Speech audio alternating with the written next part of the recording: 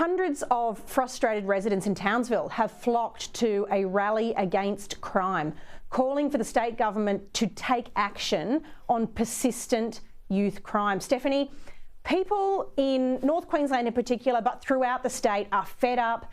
They're sick of feeling unsafe in their own homes. What action needs to be taken to break this cycle of youth crime?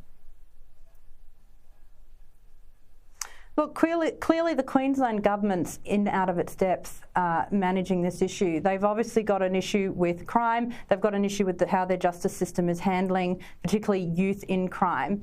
There's a number of concerning reports about how young offenders are treated in detainee centres. They're getting out and they're continuing to re-offend. So that needs to be investigated. But the other part of this is that we need to look at what is going on in the homes of these children. Why aren't they in school? Where are their parents? What are the causational issues that are triggering this youth crime that they're ending up on the streets? Is it a lack of in law enforcement? Are the sentencing too soft? There's so many different components to this issue that the government seems not to be able to address and needs to in order to fix it.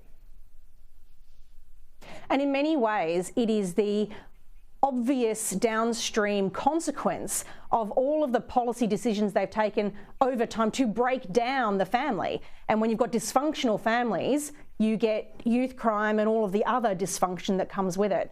Claire, it's been 8 years of inaction under the Palaszczuk government, and people seem to be taking more action themselves now, in their own streets and in their own neighbourhoods.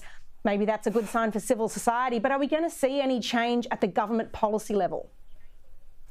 Look, I really don't think we will see any change anytime soon. Stephanie is right. This is a multifaceted issue, but it is also a national issue. This has been a problem for Australia across the board.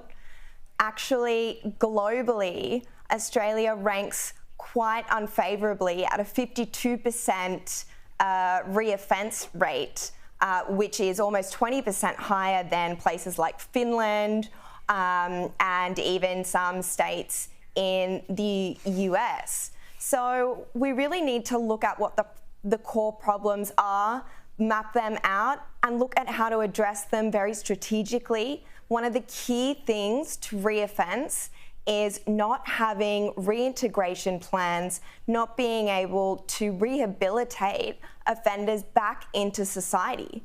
And almost 50% of the people that are coming out of Australian incarceration institutions do not have jobs lined up within 2 weeks.